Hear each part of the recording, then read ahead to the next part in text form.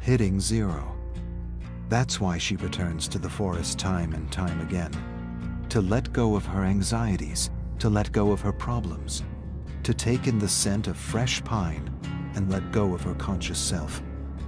To let go of everything and listen to her muse. She's been out of touch with herself for a while, lost in a game to please everyone else except herself, playing songs that don't come from her but are sure to please the masses, music that doesn't even resonate with her, playing songs for money, despite the warning, play one song for money and kill your muse. She laughed when her mother first told her this. It seemed like a ridiculous thing to say. Her muse didn't seem to be going anywhere. She was hearing more songs in her head than she could play in a lifetime. Now, she's not laughing anymore. She's never felt so false and uninspired in her life, and more than ever, she wants to reconnect with her music, her muse, herself. She closes her eyes and peels away the layers until her mind is empty and open to the great unknown. Kate strums her guitar freely, but nothing's coming to her. Just a dark, disturbing melody that's been returning to her every time she hits zero. A melody so unlike anything she's ever played that she doesn't know where the inspiration comes from. She's never played a tune so dark and yet so catchy. The harder she tries to push the ominous melody out of her mind, the stronger it gets, the more it demands to be written down. She wants the melody to stop, and yet it's all she hears around her, above her, below her, beside her, within her. One endless, foreboding melody, a melody that just isn't her. Or maybe it is her. Maybe the show pony routine has changed her, corrupted her, perhaps even crushed her, and if not her, the best part of her, her muse. She stops strumming, closes her eyes, pushes everything out of her mind, and begins a slow and patient countdown back to zero. She waits for an inspiration that never comes. Nothing except that lonely, ominous melody. The more she tries to strum something else, the louder it echoes in her mind. She stops for a long, silent moment, but the tune doesn't.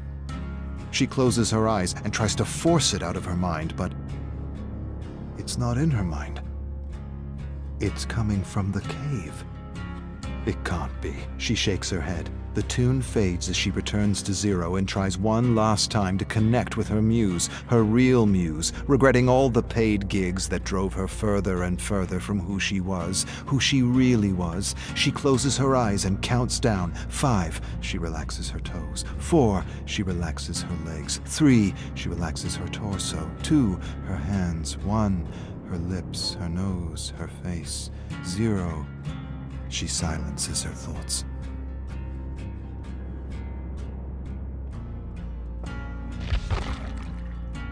3 hours and still nothing but that foreboding melody. More than anything, she wishes she had taken some time to realign herself and make sure she was spending her life's energy on something real and true to who she was. Instead, she squandered her life's energy on acts and routines and her piggy bank. That wasn't supposed to happen. Not to her. One of her inspirations was the great Woody Guthrie. Everything he wrote was true to who he was. Everything he did came from him, came from a real and pure place. She was like that at some point in her life. But now she's performed more fluff than substance, and the guilt alone may have crushed her muse, her real muse, not this perverted version of a thing that has her strumming the loneliest and darkest tune she ever conceived. She prepares to count down, but sees a symbol on the ground before her, glowing and pulsing with the tune, pulsing like the heartbeat of some primordial ancient thing. She closes her eyes and opens them again, and the symbol is gone. Kate screams in the lonely, desolate forest. She wants that tune out of her head. It's annoying her, frustrating her, blocking her. Even when she stops strumming her guitar, the melody continues as though with a life of its own, coming from everywhere and nowhere at the same time. She focuses for a moment and realizes the melody is echoing out from the cave. She surrenders to her dark muse. She stands and stares at the cave and sees a pulsing light. She closes her eyes and feels that her mind's playing tricks on her. But she knows better. She knows she's always sensed and felt things others couldn't. She once heard someone say that today's shamans are our artists, authors, and musicians, that unlike other people, they are capable of accessing other thoughts, worlds, and ideas from otherworldly realms. She always had that ability, but never like this. Never so dark. It's as if the universe is punishing her for squandering her gifts. She approaches the deep and ominous cave, wondering who or what is calling her. A vague memory tugs at her, tells her she's done this before. She has a sense that she knows what she's going to find, but somehow has forgotten.